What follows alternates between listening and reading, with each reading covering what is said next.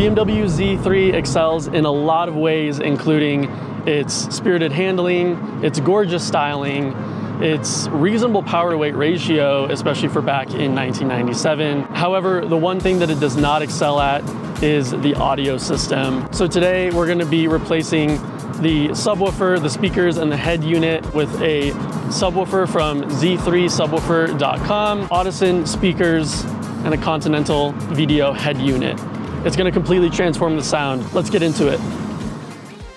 Behind me is a box of goodies for my 1997 Z3 from Z3Subwoofer.com. Let's check out what's inside. I do want to say that I've already opened this. It was packaged a lot nicer when it actually arrived, but I've kind of taken things out, put them back in. Just wanted to mention that. So let's start out with our AP1 Audison tweeters. These are going to be the tweeters that go into the door cards on the Z3. And these are going to be a sound improvement, significant sound improvement over the factory little 1-inch tweeters. In addition to the tweeters, Z3Subwoofer.com also fabricates a custom bracket for the 1-inch AP1 Audison tweeters. So this means that this little tweeter here is going to fit directly into the door without any other manipulation or cutting or gluing or anything like that. It's going to be like a factory fitment with these brackets that they custom make. Super excited for this because I want as much plug and play as possible for my audio setup. So these little brackets are going to come in handy big time. Next up, we have the AP5 footwell speakers. The AP5 from Audison is a mid-range woofer that goes into the footwell. Yeah, come on now. There we go. They've actually got some decent weight to them. Wow.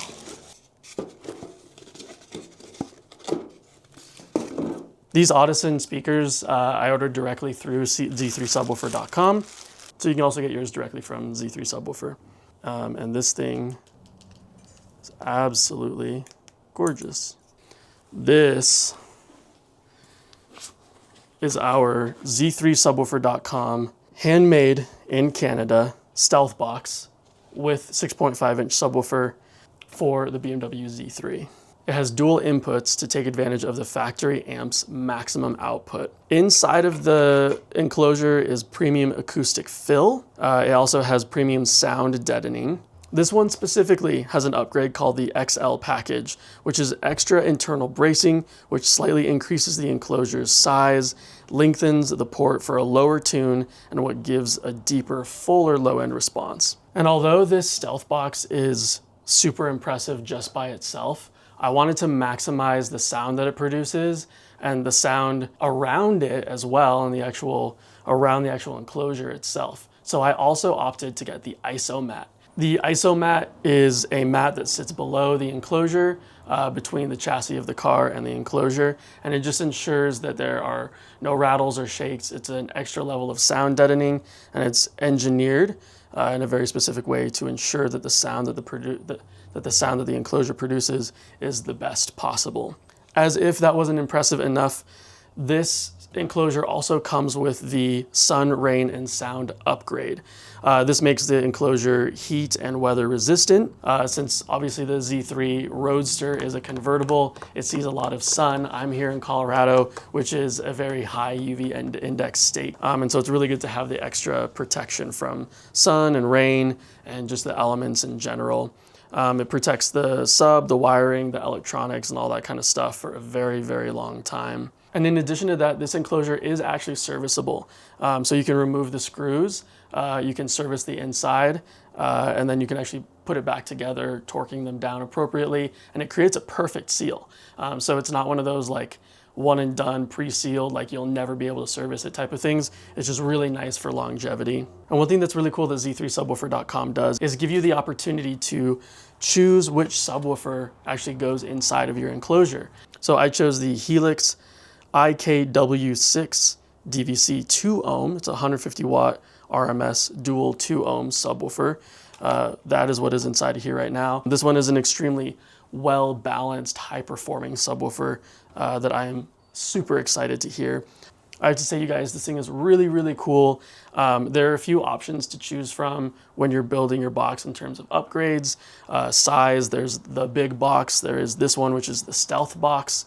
There are different subwoofers to choose. There's different add-ons as well, such as acoustic fills, sound deadening, rain, sun, and sound package, dual terminals, XL upgrade, the isomat, the mounting kits, all that kind of stuff. This truly is just like a ready-to-go, headache-free solution. I love that it's handmade in Canada. I love that it's engineered by real people, real passionate people that love Z3s and know what we're looking for as Z3 owners. So very excited. Let's get into the install next. We start off the subwoofer installation by removing the stowage deck lid in the roll bar area. My Z3 is an early model without roll bars, so it's the model with the longer lid. Later models with a roll bar received a narrower storage deck lid, but the installation will be mostly the same regardless. There are 2 push clips and 4 hinge screws that hold the deck lid in place. The push clips are located at the front, while the hinges are at the rear, hidden behind 2 small plastic covers that pop off. Technically, you could open the lid with the hinges attached, but I don't recommend it because there's a 99% chance the brittle plastic will break with that amount of tension. So pop off these plastic covers using a small flathead screwdriver, and then remove the 4 screws holding the hinges in place inside. Then, using a plastic trim removal tool, carefully pop up the 2 front clips. I recommend holding the pry tool at an upward angle to pop the top. Otherwise, you'll just be prying at the metal bracket instead. Let's remove the factory subwoofer from the stowage area by removing the 4 retaining screws and 2 bracket screws. The subwoofer may have an acoustic snorkel holding it down, so pop off the mesh cover by gently pulling it from one side. Once you gracefully rip the snorkel from its home, the subwoofer enclosure will slide right up and out. Unsurprisingly, it's a wired connection, so rotate the plug clockwise to remove it from the bracket. Pinch the 2 sides of the connection and pull it apart. Depending on your sound system, it will have a few different wiring configurations. Mine were green, gray, gray, green on the subwoofer side, with yellow, yellow, blue, blue on the amplifier side. I decided to snip the connection to splice the extended wiring in. However, you can splice your connection however you'd like. I added quick connects to make life easier when testing the connections. It required some trial and error to figure out which ones were positive, which ones were negative, and so on, but after a few tests, I found the perfect pairing for the dual inputs on the new enclosure. I had to give it a quick test run to see how it sounded, and for the first time in its life, this little Z had some bass. All right, let's get this new enclosure in its home. Use some pliers to pull the mounting brackets out of the way. This will allow the enclosure to slide into place. The new Z3Subwoofer.com isomat attaches to the base of the enclosure, which gives it a nice acoustically sound cushion to sit on. Carefully guide the enclosure down into the stowage area and arrange the new wiring without pinching anything.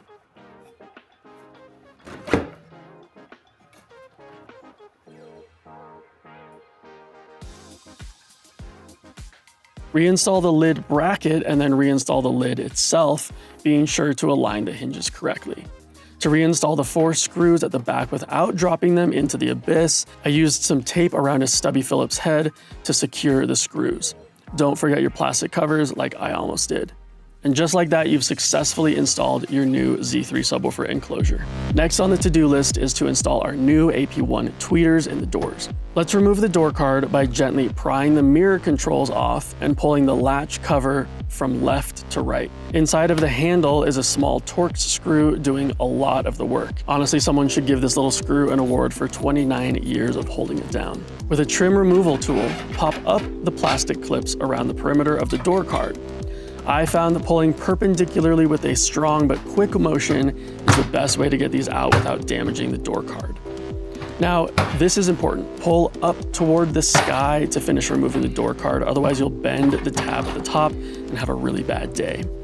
Before you go walking off, disconnect the wiring behind the card. There's a small screw holding the speaker housing onto the door card. Remove it if you want better access to the speakers. Unscrew the old tweeter and install the new AP1 tweeters in its place using the supplied Z3Subwoofer.com custom brackets and extended screws. Pop that bad boy back into place and reinstall the retaining screw. Reinstalling the door card is honestly the hardest part of this job, in my opinion, due to the top alignment tab. I sprayed some lubrication on the top rail to make it a bit easier. Honestly, I cut out like 10 minutes of footage of me trying to get this tab in the slot here, so don't feel bad if it takes some time to get it right. Personally, I think it's best to carefully align that slot at the top and then give it a proper whack to seat it into place.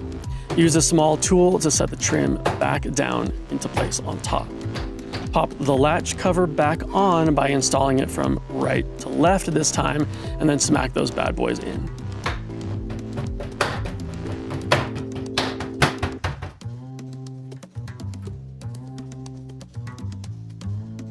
After dealing with the challenging door cards, getting the AP5 woofers installed is a breath of fresh air. All you need to do is pop off the lower door sill trim by pulling straight up. There are 3 clips that will pop off, then pull back the gasket, sealing the trim in place, and use a flat head screwdriver to rotate the rivet 90 degrees, and the kick speaker cover will pop right off.